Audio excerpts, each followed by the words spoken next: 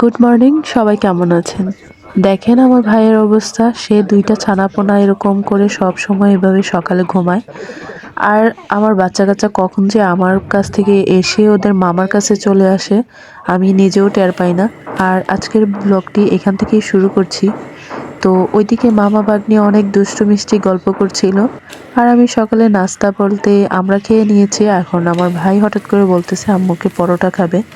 তো আম্মু পরোটাগুলি বানিয়ে দিল আর আমি ভেজে নিচ্ছিলাম, আর ভাইয়ের বউ এদিকে অন্যান্য কাজ করতেছে। তো মুচমুচে করে 2টা পরোটা বানিয়ে এখন আমার ভাইকে দিয়ে দিব নাস্তা। আমাদের বাসায় এই নাস্তাটা সবার অনেক পছন্দের, আমাদের ভাই বোন 3জনেরই খুবই পছন্দের নাস্তা ছিল এটা ছোটোবেলায়। মুচমুচে করে পরোটা ভেজে তারপরে হচ্ছে ডিম ভাজি অথবা আলু ভাজি হইলে আমাদের আর কিছুই লাগতো না। তো অনেক দিন পরে আমার ভাই খেতে চাইলো আলু ভাজি আর পরোটা।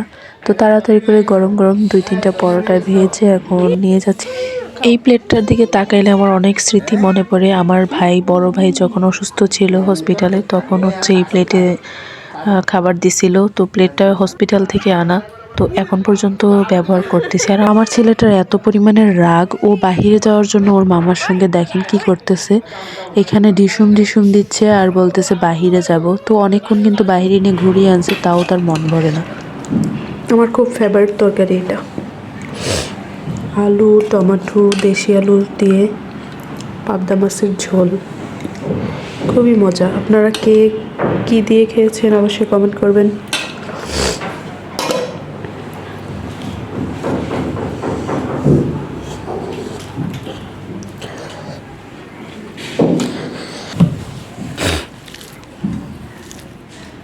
টেবিল রেখে কারা কারা আমার মতো বিছানায় বসে নিচে বসে খান অবশ্যই জানাবেন। টেবিলে খেতে না ভালো লাগে না।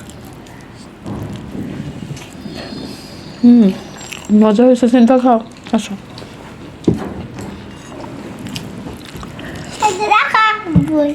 দেখছি, না না না, খাওয়ার পরে ফল খেতে হয়। দাঁড়াও, যে কোনো ফল খেবা, ভাত খাওয়ার পর, বিসমিল্লাহ বলো। ভাত খাওয়ার আধা ঘন্টা বিসমিল্লাহ, বিসমিল্লাহ বললাম, খাওয়ার আগে বিসমিল্লাহ বলবো না?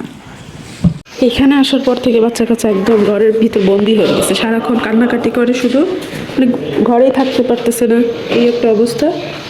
একটু বাহিরে নিয়ে যাবো। আম্মুর জুতো কোথায়?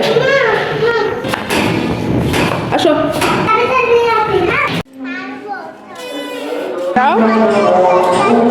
দুপুরে খাওয়ার পরে একদম অস্থির করে ফেলতেছে বাহিরে যাওয়ার জন্য, তো একটু হাঁটিয়ে নিয়ে আসলাম, তারপরেও তাদের মন ভরে না। দুপুরে ঘুমানোর পরে একটু বিকেলে ছাদে আসছিলাম, এসে এখানে দেখেন কি অবস্থা করতেছে ওরা 2জন মিলে। তো ছাদে এদিকে কাজ চলতেছে একপাশে, আর আমরা আসছি। বাহিরে আসার পরে যেটা বুঝলাম, ঘরের ভিতরে একদমই শীত বোঝা যায় না, কিন্তু না, বেশ ভালো শীত পড়ে গেছে। তো চতুর্দিকে অনেক ঠান্ডা বাতাস, আমি তার জন্য খুব তাড়াহুড়া করছিলাম যে বাসায় চলে যাই, কিন্তু আমার ছেলে যেতেই দিবে না। এখানে এসে তো খুবই মজা পাচ্ছে, আর এত পরিমাণে দৌড়াদৌড়ি করতেছে, আর কি করবে বলেন তো, ঘরে থেকে এতক্ষণ শান্তিই পাচ্ছিল না। দেখেন এই গোলাপটা এত সুন্দর, লাল একটা টকটকে লাল গোলাপ, এইটাকে দেখে আমার এত শান্তি লাগতেছে, খুবই ভালো লাগতেছিল। আর দেখেন এখানে আমের একটা মুকুল চলে আসছে, আমটা একদমই ছোট। আমার তো এই গোলাপটা দেখে ভীষণ পছন্দ হয়ে গেছে, খুব ভালো লাগতেছিল, বারবার হাতে নিয়ে দেখতেছি। তো গোলাপের মতো যদি আমাদের জীবনটা এরকম সুন্দর হইতো, কত ভালো হইতো বলেন। জীবন চলার পথ আসলে এত সহজ না, জীবনটা অনেক সুন্দর যদি আপনি গুছিয়ে নিতে পারেন। তো আজকে ভিডিওটা এখানে শেষ করছি, সবাই ভালো থাকবেন, আল্লাহ হাফেজ, আসসালামু আলাইকুম।